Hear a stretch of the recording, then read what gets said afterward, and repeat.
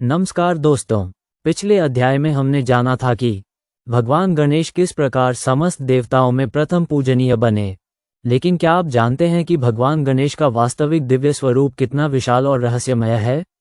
गणेश पुराण के दूसरे अध्याय में एक ऐसा रहस्य बताया गया है जिसे जानकर स्वयं देवता भी आश्चर्यचकित रह गए थे। आज हम उसी अद्भुत कथा को जानेंगे। वीडियो को अंत तक अवश्य देखें, क्योंकि अंत में आपको भगवान गणेश का एक ऐसा संदेश मिलेगा जो आपके जीवन की दिशा बदल सकता है। एक समय नैमिषारण्य में अनेक महान ऋषि मुनि एकत्रित हुए।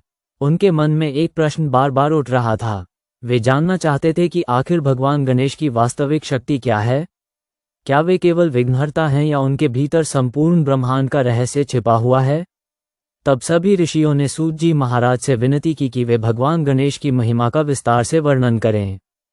सूत जी मुस्कुराए और बोले, हे ऋषियों, भगवान गणेश केवल एक देवता नहीं हैं, वे स्वयं ब्रह्मांड की मूल शक्ति हैं। सृष्टि की उत्पत्ति, पालन और संहार की शक्ति उन्हीं से प्रकट होती है। उनकी इच्छा से ही देवता अपना कार्य करते हैं। उनके बिना कोई भी शुभ कार्य पूर्ण नहीं हो सकता। यही कारण है कि प्रत्येक पूजा में सबसे पहले भगवान गणेश का स्मरण किया जाता है। सूत जी ने आगे बताया कि भगवान गणेश का स्वरूप इतना विशाल है कि संपूर्ण ब्रह्मांड उनके भीतर समाया हुआ है। सूर्य उनकी दिव्य शक्ति का प्रकाश है। चंद्रमा उनकी शीतलता का प्रतीक है।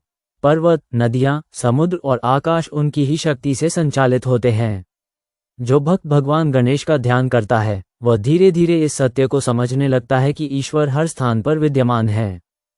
जब देवताओं ने भगवान गणेश के इस विराट स्वरूप का दर्शन किया तो वे आश्चर्यचकित रह गए। उन्हें समझ आ गया कि गणेश केवल विघ्नों को दूर करने वाले देव नहीं हैं, वे संपूर्ण सृष्टि के आधार हैं। देवताओं ने हाथ जोड़कर भगवान गणेश की स्तुति की और उनसे संसार के कल्याण की प्रार्थना की। भगवान गणेश अपने भक्तों से कहते हैं, जो व्यक्ति सच्चे मन से मेरा स्मरण करता है उसके जीवन के मार्ग में आने वाली बाधाएं धीरे धीरे समाप्त होने लगती हैं। लेकिन केवल पूजा करना ही पर्याप्त नहीं है। मन में विश्वास, कर्म में ईमानदारी और हृदय में विनम्रता भी आवश्यक है। यही सच्ची भक्ति है। गणेश पुराण के इस अध्याय का सबसे बड़ा संदेश ये है कि जीवन में आने वाली कठिनाइयां हमें रोकने के लिए नहीं आती, वे हमें मजबूत बनाने आती हैं। जो व्यक्ति भगवान गणेश पर विश्वास रखता है और निरंतर प्रयास करता है उसके लिए असंभव भी संभव हो जाता है। हर बाधा एक नई शिक्षा बन जाती है, हर संघर्ष एक नई शक्ति बन जाता है, और यही भगवान गणेश की कृपा का वास्तविक स्वरूप है। तो दोस्तों, गणेश पुराण के दूसरे अध्याय से हमें ये सीख मिलती है कि भगवान गणेश केवल विघ्नहर्ता नहीं बल्कि संपूर्ण ब्रह्मांड की दिव्य शक्ति हैं। उनकी भक्ति हमें साहस, बुद्धि और सफलता प्रदान करती है। Folded hands. जय श्री गणेश। Folded hands. अगर आपको ये दिव्य कथा पसंद आए हो तो वीडियो को लाइक, शेयर और सब्सक्राइब जरूर करें।